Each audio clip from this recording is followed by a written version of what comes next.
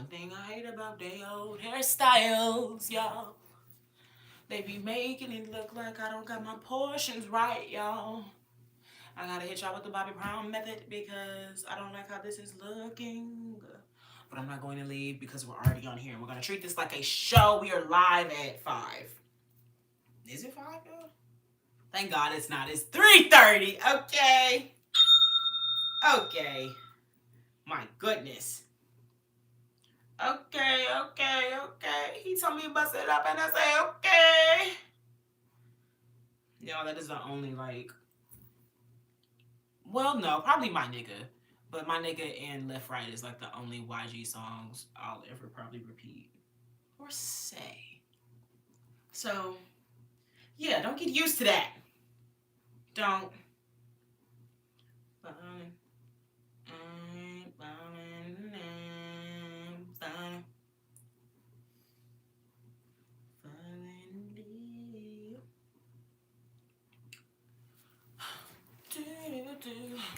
Oh, I also gotta set the gift goal. We're gonna do 15 first hour Q&A. QAnon. That's up. Now I need my comment.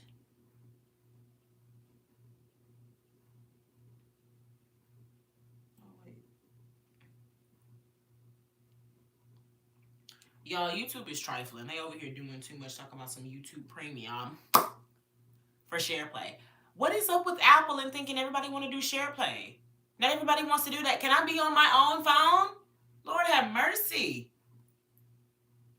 Jesus Christ, y'all. Who at Apple was dealing with some like unfaithfulness or something? Just like every time somebody get on the phone, it's just, oh, let me see what you're doing over there. God damn. Jesus Christ, can I watch a fucking TikTok? TikTok, blick, black. Okay, now I'm getting the comments up, y'all. Give me a second. Even though I know we're still really in here. I plan to have some pizza later today. Share play is unavailable for this video. I don't care. Ain't nobody trying to share play, Apple. Oh my God. I plan on having pizza later today. Pepperoni. I am deciding though if I want to have my edible or if I want to have my blunt. Now my man raps, rolls, loves, licks, all of that on me, but we're talking about the blunt here. He rolls me the best blunts, and so I am down to my last one, and I feel maybe I'll save that for just my last day before I leave, as well as the fact that I plan on watching movies with my dad today. So if I'm already going to be in the ultimate stoner mood being movie watching, I do feel like maybe I could just do the edible. The edible is also 2,000 milligrams. Obviously, I'm not slow, so we're not going to take the whole edible. We're going to break it down, break it down like the ganja it comes from, but we're also, just little bits and pieces, like we're shredding cheese, even though we're doing blocks. We're doing blocks of cheese, okay? But what's this? Y'all's suggestion, edible or blunt? Because I only have one more blunt, and after that, I'm done. And honestly, I prefer to have a blunt when I read. That's my thing. I like to have a blunt, and I like to read. Okay? So that is the one thing. But with an edible, I be stuck. I be stuck like Chuck. I do likes that. What's up? Welcome in. I be stuck like Chuck.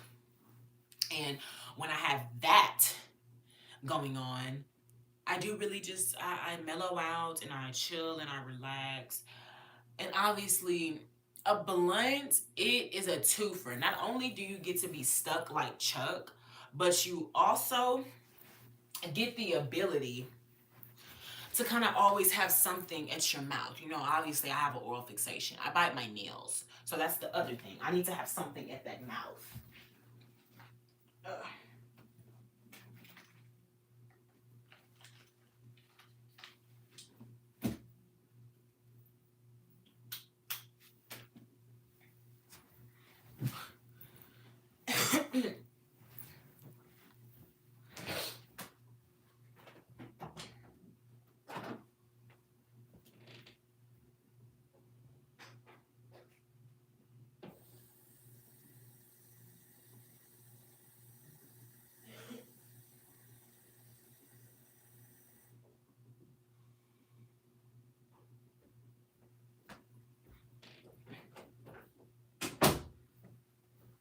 I'm back, y'all. I'm not even going to provide further discussion about what happened. Y'all already know I'm coming and recovering from the sickness. So we're gonna make it do what it do, and it's gonna be what it is. Oh my gosh. But so the last thing we had discussed yesterday was Young Thug and Ride the Scientist engagement. So we will start and say congrats to them, because it is always happy when a couple in love decides, I want to take this the extra mile and I want to be with you forever. You know, it's amazing. I was very excited for them yesterday. Very excited. But I have slept on it. I also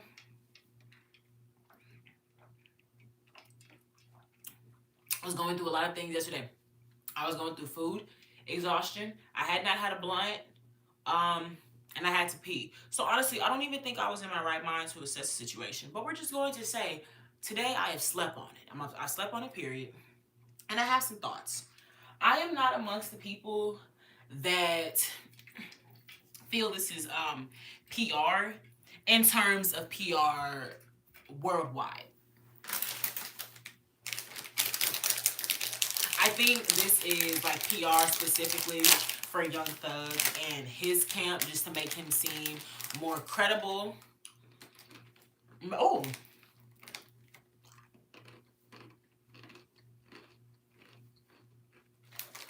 my god. Eating a regular pretzel after eating dots, y'all, I don't recommend. This is oh,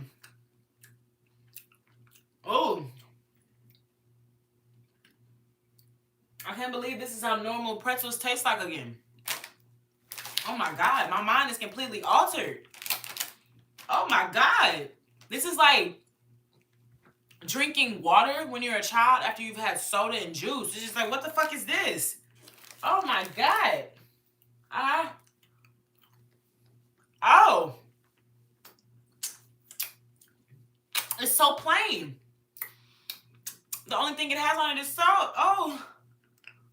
Oh.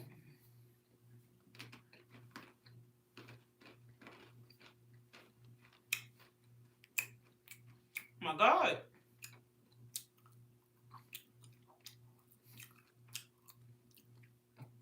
Yeah, no, I'm not gonna eat no more of these. I'm not a fan. I mean, at all. I'm not just watching it. Wait about. Oh my god. My bad, y'all. But anyways, as I was saying, I guess to say that I don't feel like it's PR, but me trying to say that I think it's like personal PR would kind of be redundant, because I'm just like repeating the same thing already, and it would be the same point that I am making. I don't think that this was PR for their relationship. I think that this was PR specifically for Young Thug's camp and wanting to be seen as credible and more mature, and maybe even the wise old man. I feel like that is maybe the route that he wants to take now, because especially with the fact that he has oh my gosh, so many things to factor in now as well. We know that he is a rapper. He's been around for a long time. We do know that he is a man that has some money.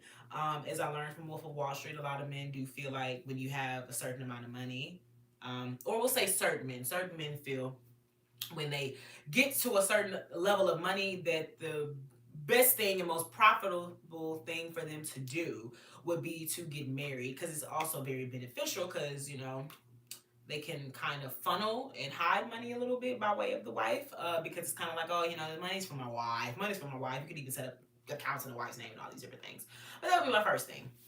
He feels like maybe he's done all he can money wise, and so he now wants to spend that money with the woman. Okay, cool. Then we have another side where I feel he wants to be taken seriously. A lot of people made a lot of memes from that interview he had with Big Bang, like the whole whoopie doo thing. Um, and I don't think the interview received the response that he would have hoped for. It was kind of like split down the middle. You had obviously the street people that believe in street politics getting with him. Thank y'all so much for being here. Make sure you like the live. Also, do not be afraid to comment. Y'all, I already told y'all, I'm not a creator that does not interact. I like interacting with people. So don't be shy. Let me know that you're here. Talk, discuss. If I wanted to talk to myself, I wouldn't be on here with y'all. Thank you. But second factor being that I feel the interview did not go over well with a lot of the public, and because Young Thug is now at a certain age as well, it's a lot of factors I feel you can consider from him having money, him wanting to be seen by the music industry as a man of good business mind, kind of like with Jay-Z and Beyonce. I do feel Jay-Z, being the businessman that he is, understands being married to Beyonce is a good look for him, because marriage in itself is a business. If you can't keep the person that you're laying next to happy and satisfied and assuring that they're good, how are you gonna run a company? Like, honestly, and this is, I don't know nothing about business, but I guess I do understand. Like, having somebody on your arm is really good for business. It lets people know that you're serious. I think it also would let people know that you're loyal too, because don't nobody want to do business with somebody they feel is flaky. If you got a wife, okay, now granted, we know that he cheated, but that's not the point. That's not the point. If we know that you got a wife, we know that you're willing to commit. Oh, I'm on the nose with some shit. If you got a wife, I see that you're willing to commit. I see that you're also willing to stretch yourself out as well. And so I think maybe Young Thug sees that, and maybe that's what he wants to attach himself to. He wants people in the streets to know him as a married man. He don't want to just be sex no more. He wants to be love making or whatever the fuck. I don't fucking know. But rewatching the proposal, I did not get good vibes from it. I was not um satisfied with how that whole thing went down, even down to him pulling her. Like, she couldn't even really comprehend everything that was going on. So I do think that was very concerning. But overall, we don't know nothing about them in a relationship. I will say it did look a little shaky. And that ring that he gave her, I don't know about y'all, but a nigga that spends a lot of time getting himself jewelry, and the one time you supposed to show out for me, and that's that nasty hunk of junk shit that you give me, man, fuck no. Absolutely not. Take that back to whatever jeweler you got it from, shove it up his ass, and make a new one. Because you're crazy. Absolutely not. Absolutely not. Absolutely not. But, again, we don't know the relationship. My man let me know that that basically could be a ring that has work that needs to be done to it. He called it a stock ring, a ring that can go and get different designs and things done to it and stuff. And I said, if anything, this just proves more that I don't think he wants this woman for real. Because if you can't even decide on a ring that you want her to wear, symbolizing your love, symbolizing, oh yeah, to this is what I decided to give you to express, like, oh yeah, like low key, this is how I see you in jewels. I see, like, to me, you look like this. Oh, speaking of that, what's his name? Let me see. The dude who sang "You a Bad Mama Jamma," y'all. Hold on. He just passed away, and I want to quote something that he said. Bad Mama Jamma. Carl Carlton. R.I.P. to Carl Carlton. One of the lines he says in that song is, "She's poetry in motion." Hello, she is poetry in motion. So you mean to tell me y'all don't think that getting a ring for your significant other or anything for your significant other is in some way, form, or fashion expressing how you see them, but in this material item? And you mean to tell me a nigga that gets jewels for fun gets her a fucking Super Bowl ring as an engagement ring? He don't like her. And it's so sad to see. It's so sad to see. But I do hope that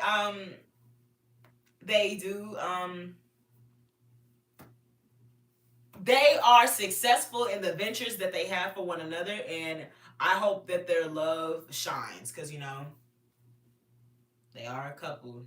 So I hope their love shines overall. That ain't got nothing to do with me, but that is something I had to comment on, because we commented on it yesterday with all forms of positivity. And I had to come on here today with a set of realism glasses put on me. And I didn't want to do a disservice to y'all because I have to be factual in the information that I present. I love YouTube regulations. Lord have mercy. No, this is not my room. It's my old office.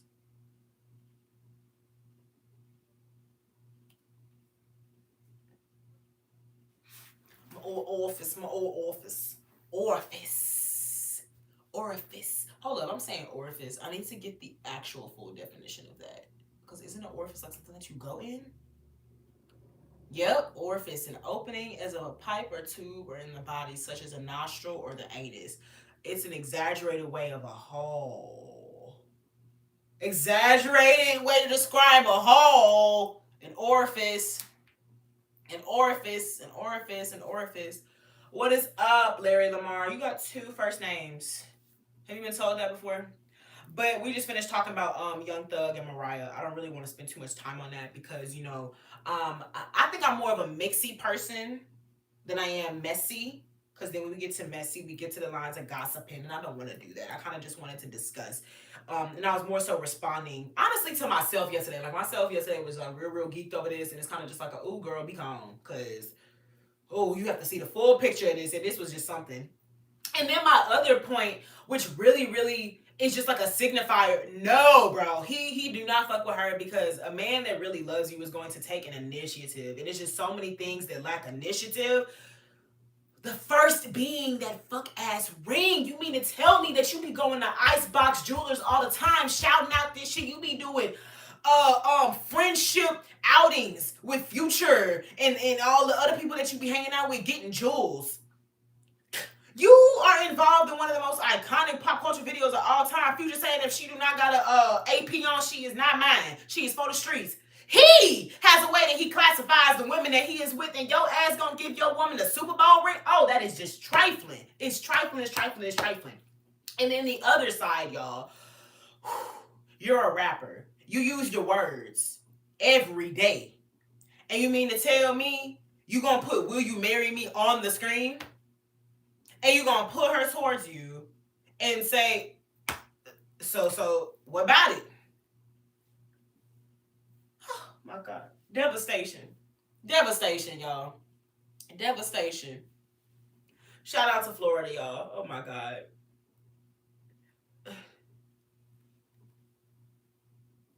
No, I won't.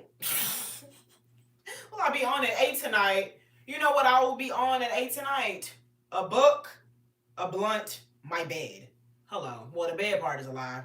But no, I will not be working. No. No, no, no, no, no, no, no, no, no, no. No, wow. But if you sub, you can see me again tomorrow. And then I also have a playlist of all my previous lives. So it's not like you won't be able to ever see me at 8.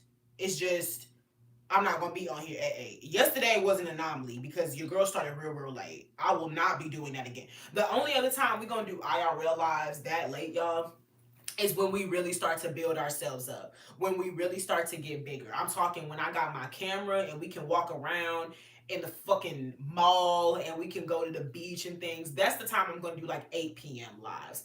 When, it's something to do. Like, I don't want to be that person. I'm being so for real. I want to do things. I don't want to just continue talking to y'all every day and I'm in my chair or I'm standing in the dining room and things. I want to be adventurous. I want to be multifaceted and I want to be able to present y'all with different things, different vibes. And so eventually, no, Yelena, I've already told you this is not my room that I'm in. Do you like purposely try to annoy me or something? I'm like, Yelena, I'm not for the shit today. Really? Really? You say you're not trying to bother me, but that seems to be what you're trying to do because I already answered the question. You've asked me again. I've already told you what it was. Lord have mercy.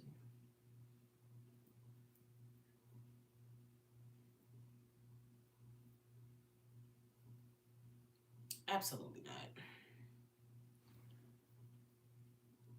not. Ugh, absolutely not. Oh my gosh. Oh my gosh. Oh my gosh. Oh my gosh. Y'all, I feel unprofessional because I don't really have any other topic I wanted to discuss, but let me go to my little backups. Sometimes I got a little backup. I got a little backup. I could just read the Corinne book. Oh, you didn't hear me? My bad.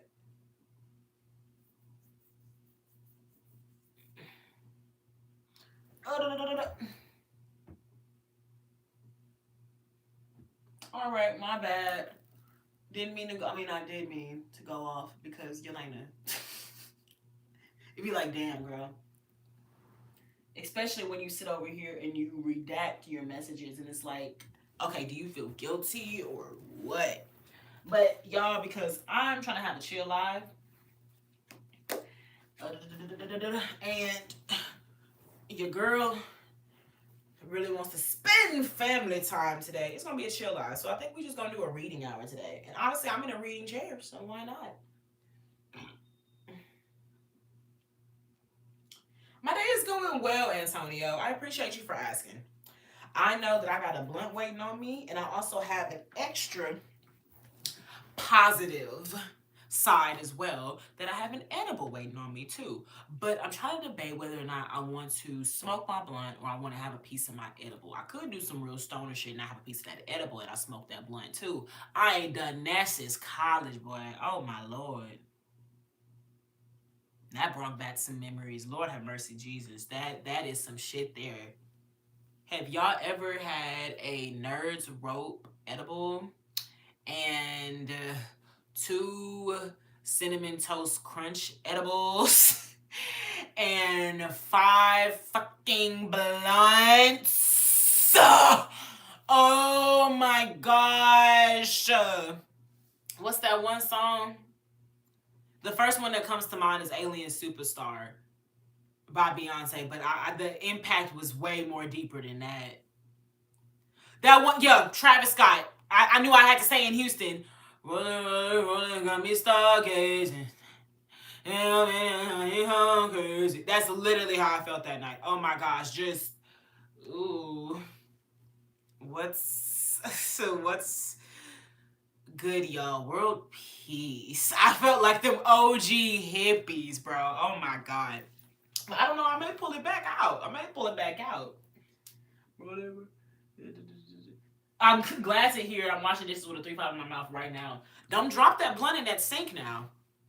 One of the worst experiences I ever had. I had rolled myself a joint.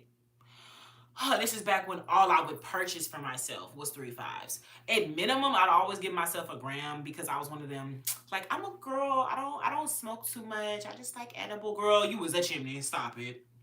But I remember I had rolled myself a joint, and this is around the time I started getting 3-5s for myself, so I was real ecstatic. I was real excited. And this time, I would only smoke in my bathroom because I didn't want a lot of weed to be in my bedroom. You know, understandable. I don't know why. I don't know. It's just stupidity. It's fucking stupidity. I was rolling with the toilet seat up, and my blunt fell in there. And I was just like, what the fuck? Why? And I felt like Julius from Everybody Hates Chris. That is $10.75 worth of blunt that it went down the drain. Oh, my Lord, my Shayla. Oh, and I like tried to take that as a sign. I was like, Lord, maybe you're trying to tell me I shouldn't smoke. But I continued smoking anyway. So I hope that wasn't the sign I was supposed to take because I failed miserably if that was the case. But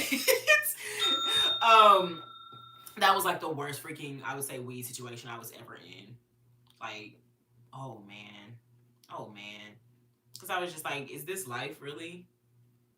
This is what it is to be on drugs. I'm rolling, I'm getting ecstatic, I'm getting happy about being able to smoke my weed. And then it falls in the toilet and I feel devastated. Is this what being on drugs feels like? Oh my God. Because y'all could have told me about this. Y'all could have told me about the devastation. Like, oh my God.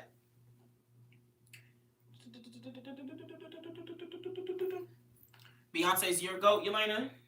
Cool. My goat is Jesus. Amen. Amen. But I say my favorite singer, Sade. Sade. I was trying to get into other artists like Summer Walker. I was a fan of her freshman year of college, but I couldn't be a fan of the main bitch music and the main bitch music of, oh, I'm a main bitch and I know that he cheating on me with multiple women, and yeah, it's main bitch music. I'm hurt because he cheating on me and he won't stop. Oh my god, oh my god. No, I'm saying she won album of the year. She is the GOAT. She's not my GOAT. She's just the GOAT. No,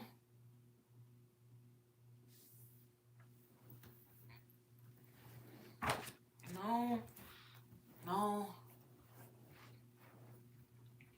Rolling, rolling, rolling. Got me stargazing. Hold up, y'all. I need to do some producer things.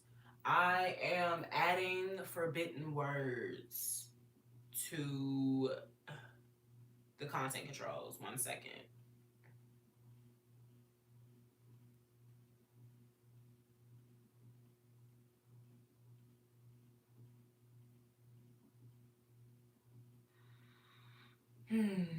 Thanks.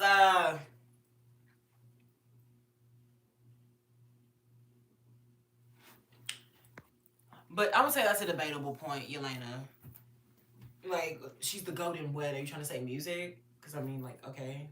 But, that's why you need to identify your people, the people that you like, where you like. You see where I went to college, Antonio. Don't play. I went to PV, the illustrious Prairie View A&M University in Prairie View, Texas. Don't play. You see where I went. And I go again. I don't know. Would I go again? Because I think that's the thing. When you go and seek your master's, you're supposed to. Who? I didn't like that piece of shit, Yelena. So you're hearing it first. I didn't like that piece of shit. Cowboy Carter sucked. This is why you need to speak on things that you like, Yelena. I feel like you too old to be having a mindset like this. Ain't you like 50 plus? Girl, please get it together. And you said that you went to Florida State, Antonio. Okay, what did you study when you was there? But oh yes, as I was saying, typically when you get your master's, you try to go to a different school because I think that's kind of like the college experience, wanting to expand your mind. So when you're expanding your mind, education, course wise, it would also be great to expand your experience on a different campus. I don't know. But I would want to go to another HBCU. So, and I think there's about 4 or 5 HBCUs in Texas. So I got about 3 more options to sort through. I know one of them is a private college, so I don't know how much that fast for talking. But that is a plan. I do want to get my master's. And what though? I'm not sure. I have a lot of different things that I would want to go back and study. I'm really into philosophy. I'm really into marketing. I could always go back and get a master's in psychology. I could double up on that, but I think I would want to broaden what I'm learning.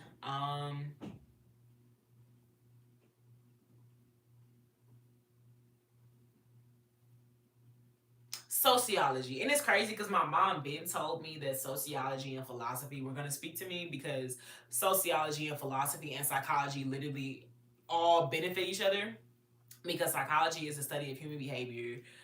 Philosophy is questioning thoughts and processes. And then you have sociology that is studying human interaction and why we do things. And so putting these all together is so grand. So honestly, I think I would do that. Like, I got my bachelor's of science in psychology, that's the basis. And then I would get my master's in sociology. And then I get that doctoral degree in philosophy. I'm a philosopher on you hoes. Oh, I mean, I do talk a lot and I already question a lot of things. And I was watching this black YouTube page last night, and yeah, gotta like, oh, sorry y'all, because I am a talker and I've always been somebody to question things. he was like showing how Dr. Umar like gained his supporters, and I'm just so glad that God has always been with me because like that's the type of shit that creates cults, like Dr. Umar and them and fucking Tyreek and shit. Like really sitting back and being like, oh no, like these niggas is low key trying to start cults. Like, no, you have to think this one way. If you don't think this way, then it's odd and you're out of this, and even down to questioning them. And that's a crazy thing when you're a free thinker as we're supposed to be, that God made us to be. You see things for what they are. But that nigga Dr. Umar, like I always tell y'all, him being a deadbeat, but pushing black love and black community, or pushing for more love within black people and more love and support in the black community, but you don't take care of your children. This is typical cult behavior, especially when people start questioning him and it's, that child is not my child. Okay, sir. Okay, sir. Mind you, left the nigga alone a couple stages before, but it's just like one of them, oh my God. So glad the Lord got me out of this, because people like this, that it's literally, it's not beneficial. It's not, especially because it's just like the other day when I was telling y'all, nobody is ever going to do or say things that you fully agree with, and not on a moral scale. Obviously, if I say my thing, or it could be on a moral scale, but my thing is I'm for black love, period, point blank. Giving an example, I'm gonna like a picture of a black man and a black woman together quicker than I would like a picture of a black man and a white woman, or a black woman and a white man together, or a black man and an Indian woman, Indian man and a black woman. I'm going to like black people together more. You could have an opposite opinion. And that's not me saying I don't like people in interracial relationships. I love and support all forms of love. It just makes me feel so good inside when I see other black people in love, especially knowing how much we've gone through in America, and understanding that having love will really get you very far. So it is a reason that they do try to push us away from each other.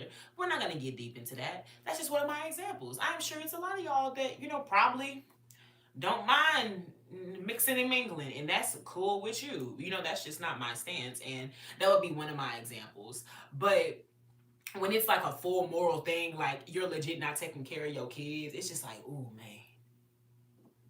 Like, ooh, sir. And then you also scamming people. It's like a lot like, okay, so you don't take care of your kids and you're scamming people. And it's so many ways where it's already fucked up. But to think, there is a lot of ways that you can provide for children. Being there in their life is a very big one. But sometimes some mamas are okay with being the mama and the daddy. Know that even though they honestly can't not be that, they are only the mama. But they have to overcompensate. But some mothers, all they need is that financial support and that backing, and they're good. So okay, you're not involved in your children's life, but maybe you sending them money. A nigga wasn't even doing that. You getting these gifts, donations, and you not even giving it to your baby mamas and your babies. You just taking. Oh, this is trifling. Oh, it's trifling. It's messed up on so many accounts, and it's just like, I don't like giving past the Future, but at least Future do the latter. He get child support. Like shit. Lord have mercy. Like you gotta give in some area, and when I find out you not giving and you just taking in every area, it's just shit. What do you have to give? Oh my gosh. My favorite character from the Boondocks is Granddad. Oh, boy, get over here. And then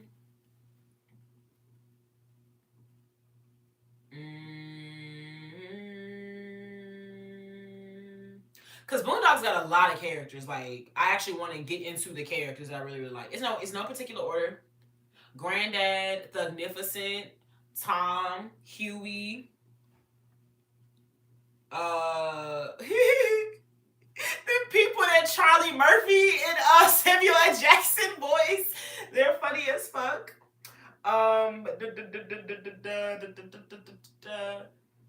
Trying to think.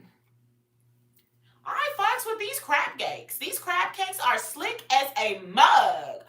Good as a mug. I said slick as just, yep. A pimp named Slickback. Funny as fuck. Funny as fuck. Um,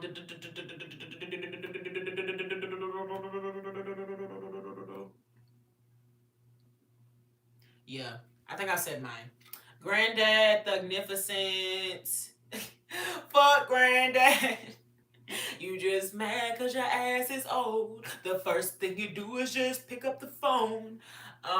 Granddad, Thugnificent, Huey, Riley, Tom, da da da da da da da da da da da. White Charlie Murphy and Samuel Jackson.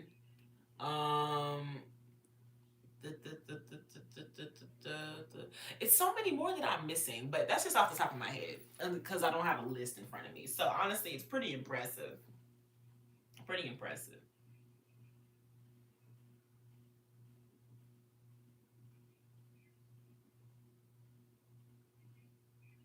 Ew.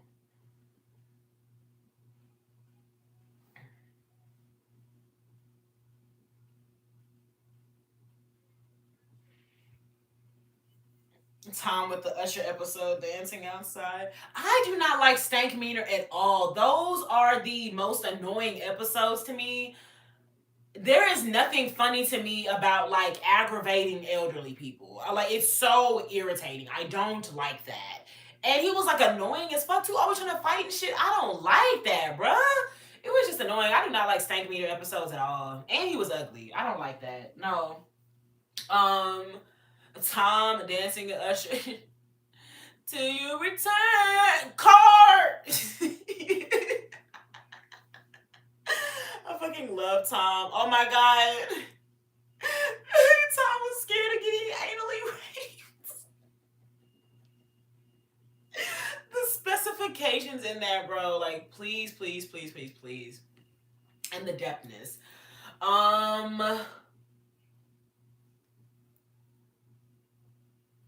It is so crazy because I've rewatched Boondocks I don't know how many times. But when I try to think of specific episodes and things that I really, really enjoy or remember, I can't think of them in full.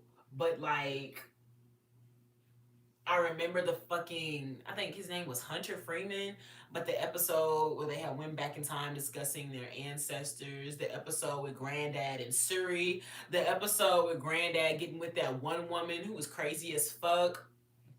Chris Handsome, the episode where they make fun of Chris Brown, the episode where they make fun of R. Kelly.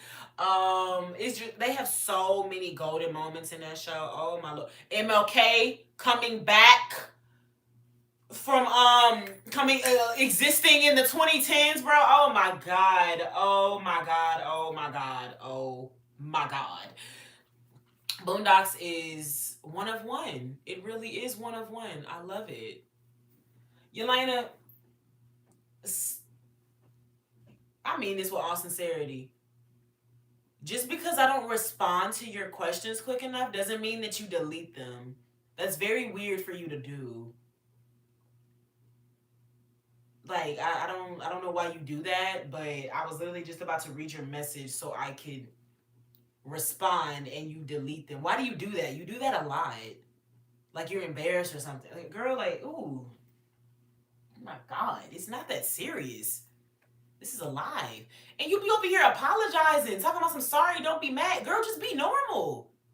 Like, oh my god, it's alive. Calm down. If I don't answer or read a question, it's fine. I probably just don't feel like looking at that or I missed it. And if your question does not get read, that don't mean nothing. Keep it up there. Maybe I'll go back to it. And then when you apologize, there's nothing that you need to apologize for. Like, okay,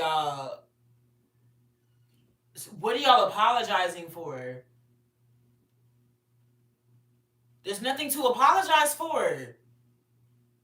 It's alive. Ask questions, respond to things, say things that you think are funny. What? I'm gonna read my book now. Cause what? mercy, y'all. Let's get it together. Or maybe it's me today. Because I don't know. I feel like we just all on some weird time today. Y'all deleting messages, asking weirdo shit. I don't know, y'all. I don't know. Let's read. Let's read.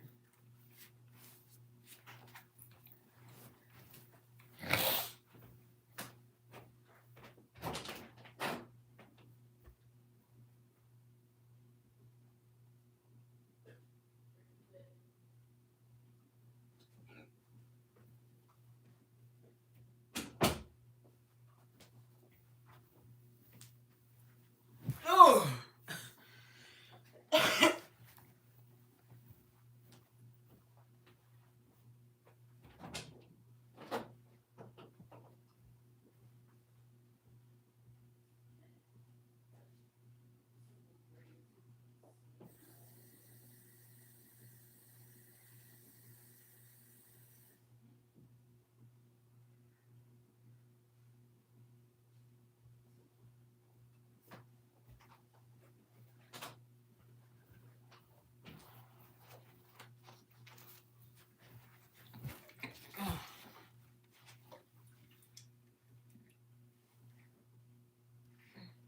What are you going to get for Christmas? I hope a pair of titties. But no. I just want to be with my family for Christmas and some good food. I'm at that age where that's just what I want. Some good food. I mean, you know, money helps too, but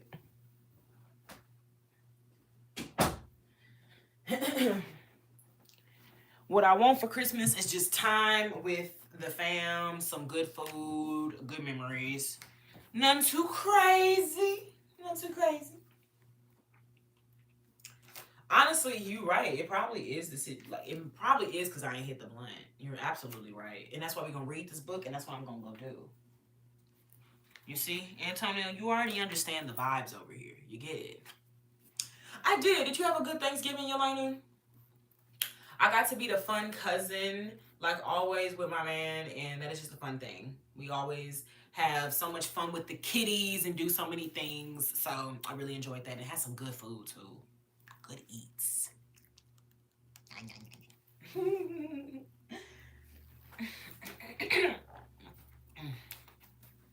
But yes, Antonio, you understand the vibes over here. I needs to hit that blunt soon, so we're gonna read. And that's what we're gonna do. All right. Growing up, I had dreams, and not just your average run-of-the-mill ballerina dreams. No, I wanted to be a rich and famous writer. I wanted the world to know my pain. I wanted to release it into the universe and let it come back to me clean. I listened to Sheila E.'s Glamorous Life and Tracy Chapman's Fast Car and daydreamed about being someone different from who I was. From the time I was 5, I remember being praised and rewarded for my writing by local government officials and pillars of the community. I remember my grandmother being there for me with a new dress and shiny new patent leather shoes every time I performed something I had written. I remember her cheering for me and supporting my dreams, letting me know that what I wanted was not just plausible, but inevitable. I have no such memories of my mother. None. Now, 25 years later, how am I supposed to find closure with my mother? How am I supposed to forget, forgive, or move away from the feelings I owned then? Am I not supposed to own them now because my body is bigger? The truth is that no matter how many years have passed, no matter where I go or what I do, I will always be that little girl looking into the crowd for her mother and coming up empty. It is a fact that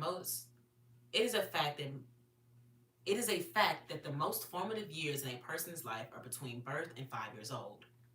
According to my psychologist, the years between 5 and 12 are also very crucial, and both times lay the foundation for who someone will be as an adult. I know that many people can never understand the possibility of not loving your mother as a mother or respecting her as a person. Trust me, it's hard to explain, but I will try. If the ages between birth and 12 are the most formative and you give a child some of the most undeniably miserable moments and memories of her life, then wouldn't you expect that to stick to her just as easily as the lesson that 1 + 1 is 2?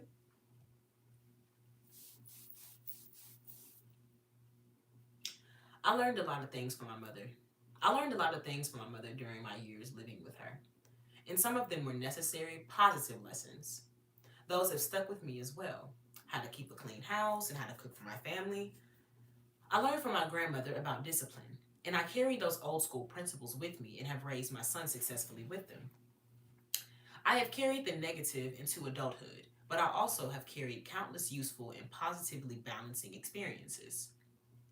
As I tell those friends closest to me, it's not as if my mother and I had a falling out just a few years ago and I refuse to grow up and away from it. The feelings I have are deep rooted, and I do not expect them to change, nor do I want them to change. However, please understand that my animosity towards my mother and the time we spent together throughout my childhood does not keep me from sharing telephone conversations with her or even time at my Los Angeles residence. I do not allow our strained relationship to bleed into the one she has with my son, who adores her. I have the ability to own my feelings, not sugarcoat them, to live with them and accept them and then incorporate them into my life. I accept those emotions just as they are, without feeling the need to change them and make things bigger. If I don't like you, it's okay. And if the feeling is mutual, that's even better. In my opinion, life is too short to put energy into changing the things that are meant to be. Besides, as the saying goes, you can't put the toothpaste back in the tube. With my feelings toward my mother set in tone, I am careful and vigilant about the ways in which I love my son. As a single mother, I walk a fine line every day between strictly disciplining my son and tenderly loving him. At 9 years old, he is still my baby. Actually, he is growing up right before my eyes and turning into a young man with hints and promises of the grown man he will be one day. And though I have failed at times, as all mothers do, I am confident that I am raising him well and giving him a life he can be proud of. I am careful to be honest with him and allow him to voice his opinions, which I always take into account. As a young girl, I never felt as if my emotions or opinions mattered to my mother. It was always, I'm the mother and you're the child. Don't ask me any questions and stay in a child's place. Children tend to be more honest and many times smarter than the adults who raised them. Children are not jaded and ruined by the world around them. They do not see the world through rose-colored glasses or make up scenarios in their heads to feel better about themselves or the lives they lead. Children see things just as they are and call it as they see it. Because children see the world without filters, it is important for me to listen to my son and make his opinions matter. He is actually helping me to stay grounded when I see the world through his eyes. What I try to do is take the examples of my upbringing, repeat the good ones, reverse the bad ones, and try not to be too hard on myself when I make mistakes. Most of all, I have learned to accept the way things are between my mother and me without longing to have them change. I don't find it necessary to recount the mistakes of my past here on this page. Confessions explain them, and I have sent those thoughts and grievances into the universe so they no longer weigh me down. What remains is only control, and I know that I cannot change the past or make it better. During my weekly sessions with my therapist, this was the breakthrough that put my entire life into perspective. I don't have to make it better. Finally, it's okay not to have fix it. It's okay not to have to fix it. I've never felt freer than I do now, and this is not because I have moved past my personal history, but simply because I accept it. It has made me who I am, and even the most painful moments serve good deeds in my life today. I refuse to grow bitter and let the weight of my youth and the mistakes of others or myself bury me before I am dead. Finally, I live. Okay? I refuse to grow bitter and let the weight of my youth and the mistakes of others or myself bury me before I am dead. Finally, I live. That's a good little ender with that.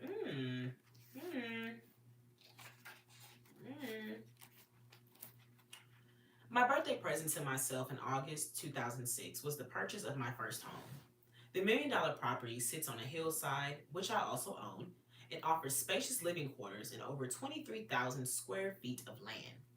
For a first house, I did well, but I still look forward to the purchase of my next home, which will have to be bigger and better, naturally.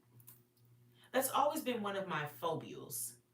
I have a hard time appreciating where I am and what I have, not because I am ungrateful, but because I always want more. After I moved into the house, I began making improvements to the property. one of which was security fencing around the perimeter. Suddenly, I needed two remotes to get into my garage, one for the motorized entry gate and the other for the garage itself. Between the two of them, I sometimes feel as if I am at Space Vessel's control panel. One day during the first week of October, I turned into the driveway and clicked the gate remote. As it opened, I slowly pulled into the driveway, then clicked the garage remote, or what I thought was the garage remote. Disaster followed. What I had clicked was not the garage remote, but the gate remote, signaling it to close. As I was driving through the iron gate, it closed on my Mercedes Benz E350, scratching it from bumper to bumper. Lord have mercy. The car was virtually brand new, and now there was a deep gate. Sorry, y'all, what the fuck? Why didn't we just label the remotes? I'm sorry. Why we ain't just label the remotes?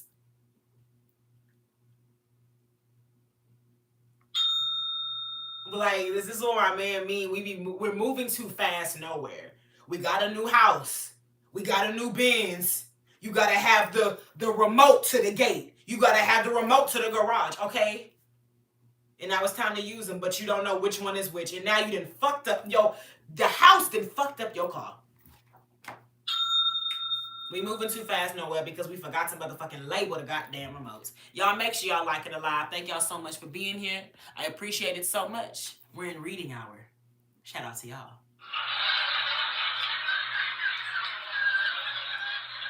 All right. The car was virtually brand new, and now there was a deep gouge that ran the length of the car. What I had done put me into a full-fledged panic attack. As far as... I'm sorry. Oh, because she didn't label the remotes. Oh my God, bro. Like, it's fucked up. It's just like... Damn, like one of them, bro, I did this to myself. Like, it's so fucked up. Okay. As far as I was concerned, I'm sorry, y'all. The car was virtually brand new, and now there was a deep gouge that ran the length of the car. What I had done put me into a full-fledged panic attack. As far as I was concerned, the car was ruined. But what I did next made me seriously consider the changes my life has undergo and how I've dealt with them. It was not, oh my gosh, y'all, I'm sorry. Light. It was not so long ago that I received an email from the publishing house HarperCollins, and this amazing journey into prosperity began. It was January 2005 when I sat on the edge of my bed checking my mail. On opening the message, I began to shake as it requested my speedy response to the question, would you like to publish your memoirs? Sorry, y'all, I clearly need some water. I'm tripping.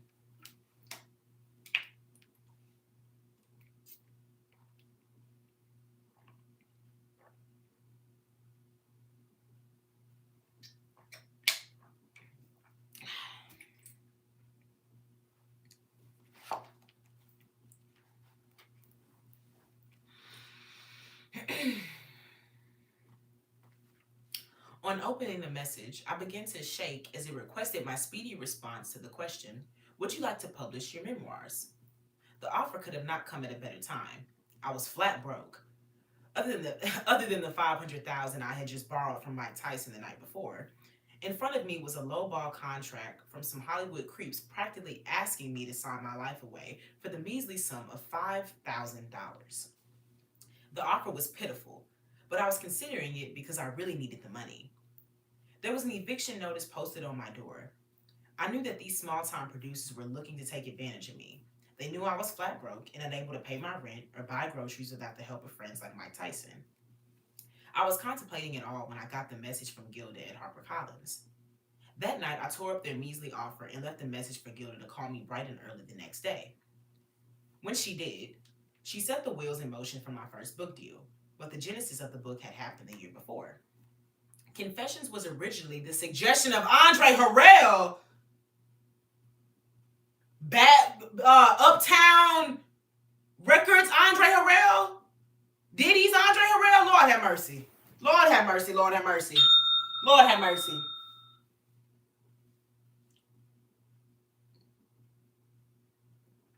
Shout out to you for coming through, Antonio. Thank you so much.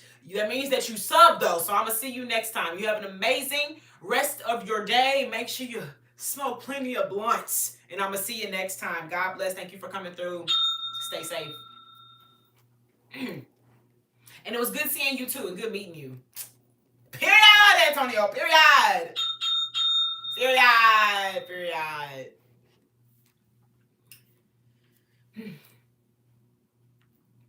Confessions was originally the suggestion of Andre Harrell, a huge figure in the music and entertainment industry. It was a man who told me to do this. Every time he saw me, he said, Corinne, I'm not going to say anything to you except 3 words. Write the book. I saw him at brunch at the Four Seasons a few months later, and he wouldn't even talk to me. He just said, write the book, and went back to his food. I knew that what he was saying was right. What dawned on me was that all these relationships that I had been getting all this heat for were still my relationships. I still had numbers of some of the most powerful people in the entertainment industry. Whether I had sex with them didn't matter. They were still my relationships. I started calling people I knew, either platonically or not, saying, I have this idea. Andre says I should write this book, and I trust him. But common business sense tells me that the people are interested in someone who other people are interested in. There's a bandwagon in this business. No one is going to notice you until someone else notices you first. Not once those wheels are set in motion and that wagon starts rolling, but once those wheels are set in motion and that wagon starts rolling, everyone's running as fast as they can because they're dying to jump on board. I knew that to get a good offer for a book, I had to draw attention to myself, and that meant launching my own little do-it-yourself publicity campaign. The way I decided to make noise was to get the 2 biggest magazines in the industry to run my story simultaneously. I called Shaquem Comprare, Queen Latifah's business partner and manager. Shaquem called the editor of Vibe magazine and said, Corinne has an incredible story. She's a friend of mine. It involves a lot of artists. Listen to her. Vibe did a 6-page photo spread accompanied by an extensive article. Simultaneously, I received a call from a woman I'd met before who, at the time, was a writer for XXL magazine, Vibe's direct competitor, who was interested in the same story. I couldn't turn down the opportunity to be featured in both magazines at full capacity at the same time, when no magazine wants to run the same story at the same time as its #1 competitor. Instead, they want to one-up each other, which meant I now had to lie to both of them about what I was doing. Vibe called me and asked, Are you doing something with XXL? No. XXL called, Are you doing something with Vibe? No. By the time they figured out that I had finagled the whole thing, it was too close to their publishing date for either of them to back out. All through 2004, I was featured in 10 magazines within 12 months. Ooh, wee! Bro, 10 magazines in 12 months. Y'all know magazines are a monthly pub. That means, like, that's social media shit. She was in everybody's face every freaking month. That's how you do that shit. I ain't gonna lie. That's how you put yourself out there. That's crazy. All throughout 2004, I was featured in 10 magazines within 12 months, thanks to the favors of some of my closest friends in journalism. This was before a book deal was even on the horizon. Then I used my friends in media to leak items about me in the press, like the now infamous story about my relationship with Usher. Girl, I ain't hear that. I'm gonna need to look into that. Little by little, I proved I was newsworthy by staying in the news. This is what prompted HarperCollins to ask me if I wanted to publish my memoirs. That was January, and the book was to be published in June, which meant that it had to be finished by the end of March, over the next 3 months. Over the next 3 months, I worked diligently to complete and edit the manuscript that would become Confessions of a Video Vixen. I wrote it on an old computer with dial-up modem in 60 days. To send the manuscript to send the manuscript that way took me all night. I'd hit the send button before I went to bed and then get up in the morning hoping it had gone through. That book was a new beginning for Naeem and me. It saved our lives. Before publishing the memoir, I wasn't able to support myself despite odd jobs here and there. Between my nearly $2,000 rent, $500 car payment for my 2001 Mercedes Benz C240, and childcare bills, times were tough.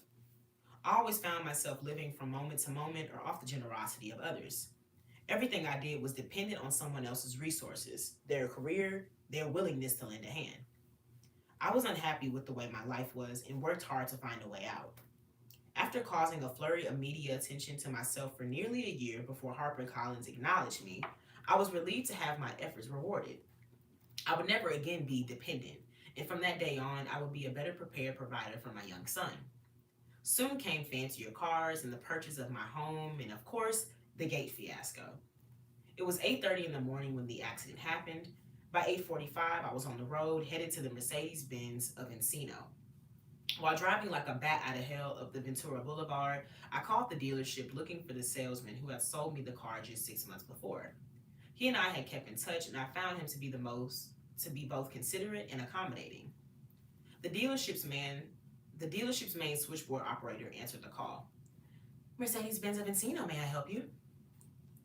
Hi, is Stefan in? I'm sorry, Stefan is off today. May I transfer you to another one of our associates? No, I need Stefan, I say firmly. Can you please call him on his mobile and connect us? Tell him Corinne is calling and it's an emergency. Would you would you like me to transfer you to the service department? No, I want Stefan. I am on the way there and I have a Mercedes-Benz emergency. Do you need roadside assistance? No, I need a new car. A pregnant pause hung in the air before she patched me through to Stefan's mobile phone. Within minutes, I was at the dealership. Stefan was there to meet me, having canceled his doctor's appointment.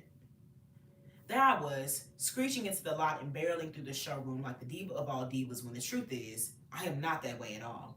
Y'all make sure y'all liking the live, please, and thank you. In the land of divas, I cannot be considered anything but a lightweight. Not when there are people like Madonna and Mariah Carey in the world. Even though my diva domain, even though my diva dome pales in comparison to theirs, my lifestyle is still very new to me and is a big step away from where I was just a few years ago. It took Stefan just a few minutes to find me a suitable replacement for my 2006 E350.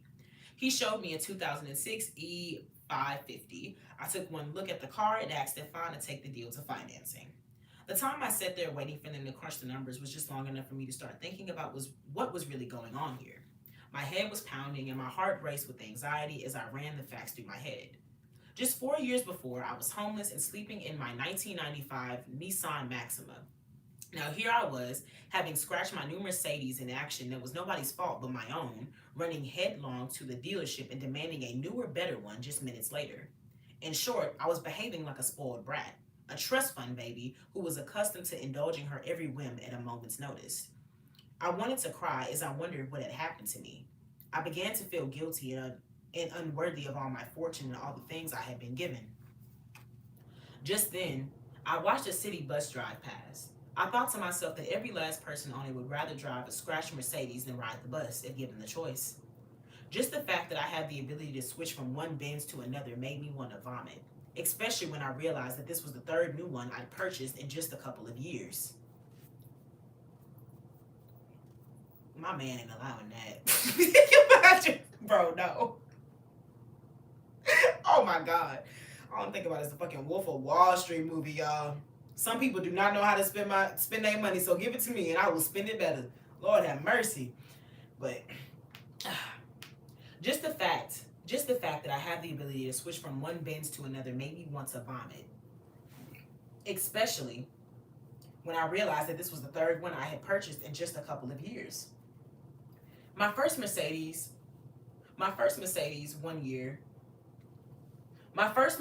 was worth 1 year of my mother's salary, the second 2 years, and the third 3. I could barely recognize the life I was living as my own and wondered why I wasn't just satisfied with a scratch Benz. Why couldn't I live with it for a day or even just an hour or two? When you begin to make more money than the people around you, they sometimes say the money has changed you. Those who have money tend to say, the money hasn't changed me, it's changed those around me. Everyone is pointing the finger at others and no one is taking responsibility. I now find both statements true. My success has surely changed some of the people around me and changed the way they respond to me. Whenever we did Sunday brunch or went shopping, they would become frustrated or even embittered because what should have been a pleasant experience brought home the gap between our finances in a really negative way. I don't like making people feel bad, so I try not to shop or eat extravagantly around friends who are not as well to do as I am. Even more so, however, success has certainly changed me. I am not the person I was before confessions, college lectures, and talk show appearances. I am certainly not the same person I was before becoming financially stable. I have changed, and though it may seem subtle to some, it's a huge deal to me. I drove away in my new Mercedes Benz and was headed to my neighborhood sushi restaurant with these thoughts resting heavily on my mind. I wondered if it would only get worse. This feeling of entitlement, this I want what I want and I want it now attitude. I tried to maintain a sense of humility and strive daily never to forget where I came from. But on that October day, I felt I had. I had brought an acquaintance with me to the dealership, and as we left in the new car, he checked his email and read to me the latest hip hop news. Rapper Cassidy, born Barry Reese, had been critically injured when a U-Haul swerved into his SUV, fracturing his skull. All of a sudden, my hissy fit seemed ridiculous and my blessings became apparent. On hearing the news, I asked my companion, if I roll out of this parking lot in that new truck bitching about it and a truck hits and kills me, will I be happy with the way I spent my last moments? The answer to that question changed my day and all the days to follow. In a life filled with red carpets and black tie galas, it is sometimes difficult to stay grounded and live in the real world. It's important, however, as we go along in the city of broken dreams and misplaced promises, to watch for the signs. Signs and angels come in the most unassuming and unlikely shapes, and they can easily be missed. I have missed many signs in my life and have paid the consequences for my ignorance. God knows I still miss signs, but at least I am aware now that they exist. Based on my experiences and contrary to the old adage, ignorance is not bliss. When you feel yourself getting too full of yourself and too self-absorbed, be on the lookout. Chances are, the universe will be trying to tell you something, and you may not always like the way it chooses to deliver the message. I was reminded that day to live life to the fullest, to treat myself and not be afraid to make my life what I want it to be, to fill my home with love and security and all the things that make it cozy, warm, and inviting. I soon bought yet another Mercedes. I'd always wanted a convertible roadster to drive up the coast. I dreamed of it ever since I was a child. I was reminded to take time for myself, away from the phone calls and emails that invade my life. I spend long mornings and afternoons at the Four Seasons Hotel, writing and sampling exotic foods and wines, learning more about them. Most important and enjoyable. Oh, I'm sorry. Most important and enjoyable. I was reminded to continue spending time with my son, enjoying his hilarious sense of humor and view on life. None of this is about money. It's about taking what you have been given and making the very best of it. It's about remembering that life is short and that none of us knows when we'll be called to leave. We should make every moment count and strive for happiness any and every way we can. All our abilities are different, so find your own happiness according to how you live your life. I have now been blessed with more than I need, and though there are days when living in excess is fun, there are more days when a trip to Baskin Robbins and then to the park with my son is all I want. I never want to forget the days when we couldn't afford an ice cream cone, much less a Mercedes Benz, and when the car was also our living space. Now every weekend there is a slumber party and a cupcake bake at my house, and there is nothing that can replace the smile on my son's face as he proudly plays host to his friends in his new home. For me, it's about building a complete life, a life where my son has access to the finer things, but is taught to find joy in the simpler things as well. And though there are people in the world who have so much more materially than we do, many lack the happiness we found. I will always be reminded of when my son and I had less of everything, and know that we have more than enough today. I have been reminded to go for what I want, and I have learned to be happy with all I have and to count nothing small.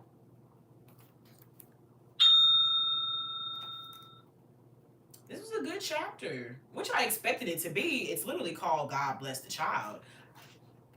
I'm gonna bookmark this one. I actually did like this chapter. I think it also speaks to a lesson I want to take for myself to make sure I am always staying grounded, to make sure I am not starting to chase other people's dreams and expectations for myself, or even, like she said, becoming self-absorbed and entitled and not realizing how far I've come and the blessings that I've prayed for are now in front of me, and I need to appreciate. I need to bask in them. Honestly, this is a good chapter. I really liked it. I really liked it. I wish what's up, JMG? Welcome in. It's good to see you. I'm gonna say it again, like I've said before. I wish Corinne wrote fictional books. I do think that she's a really good author. She would really write some good fictional stories. But you know, like she said, I actually want to quote her. Let me see.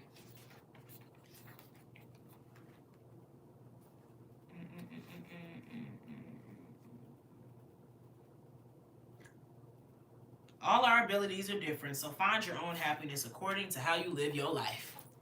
So, if her ability is she's really well at writing stories about herself, and that's what she's happy doing, I don't need to be requesting that she write fictional stories. Hello? It's literally taking her own advice.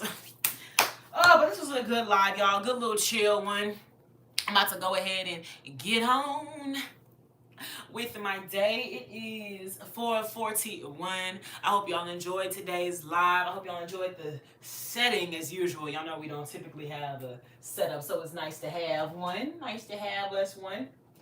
I think I may bring one of these skulls back home with me when I go back with my men. I may bring one of them back. I like Rosa. Well, Golda. I like Golda. Goldie. Me and Goldie are besties. When, you know, she acting right. Oh, I love this one so much. Like, my dad knows me so well. I love this freaking gold skeleton so much. But I think I do want to bring one of these back. I know I can't bring Goldie back. She's way too big. And I don't think I'd have anywhere to put her. I could bring the one I got from Cozumel back. I do like the designs on it. And this is also a reminder, like, it's a crazy reminder too. Like, oh, this is so, like, iconic. My dad got it for me for my birthday. I don't know. I got this from Cozumel though. But this has the Mayan encryptions on it. As y'all can see the art. Really love that art. Love that. But as y'all know, they was the ones that was doing the sacrifices, and you know, they was believing in idols and whatnot. And so I put the Mayans and the Egyptians and, you know, the Mesopotamians, I put them all in the same category, you know, having them false idols and whatnot. And, you know, we literally heard stories of, you know, what happened and all these different things. And it's like, this was all that was left. Kind of like the extra thing I was telling y'all. I love skulls because it reminds me of the skull reminds me of the fact that we all come from God, and at the end of the day, this is what we all are. We're bones. We ain't nothing but skin and bones, dust to dust, ashes to ashes. Okay, and so having the encryptions on here is kind of like a reminder of, you know, they kind of had to be reminded that as well. You know, God is, yeah, but it's really pretty though, really pretty. I do like it.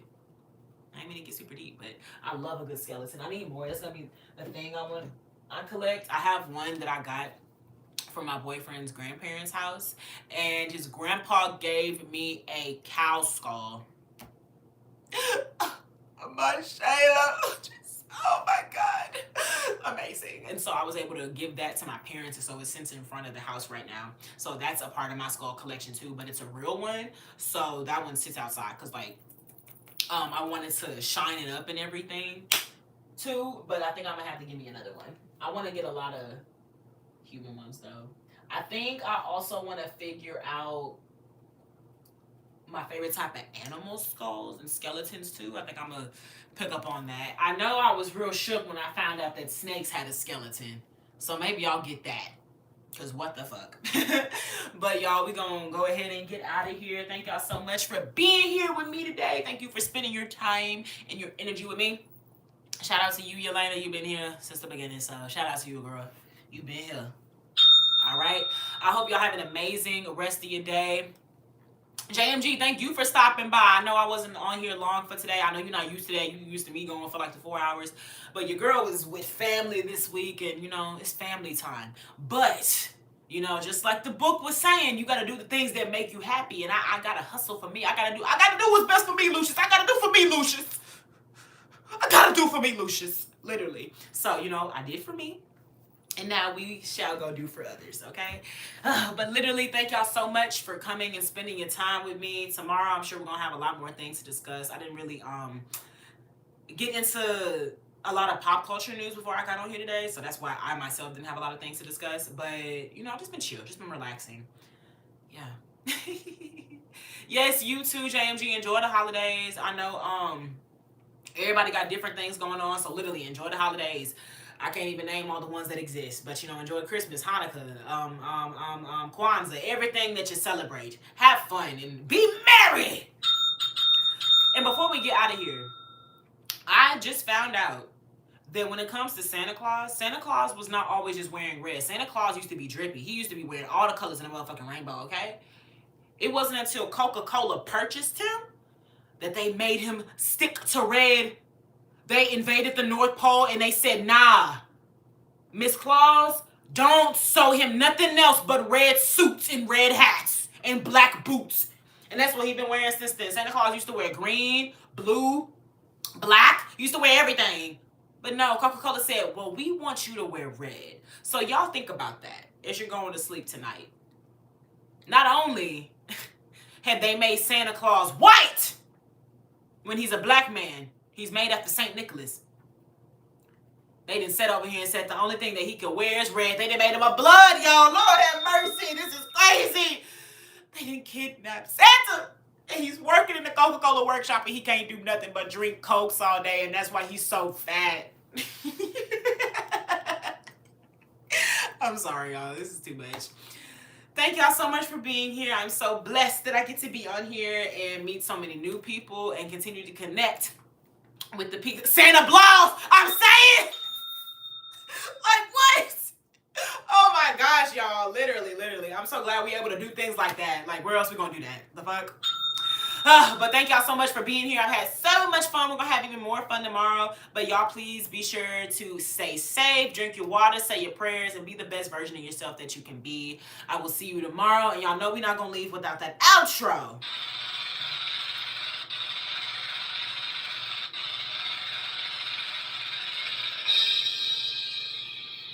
It's so hard to say goodbye to my life. Oh, wait. I almost forgot the hit. Oh my God, y'all know. I'm discombobulated today. Thank y'all for being here. God bless. I'm going to see y'all in the next one. And deuces. I don't know why I did that when I literally have to use my finger. My foot has never worked. Oh my God. Hey, W song. You know the vibes, James. You know the vibes. And Yelena, I know you did not ask my grown ass, do I believe in Santa? Do you believe in Santa? Yelena, girl, get it together. God bless y'all. Actually, no, to answer that question, St. Nicholas was real. So, in technicality, I do believe in Santa. Hold up. We just got gifted. Thank you, Adam, for the hundo.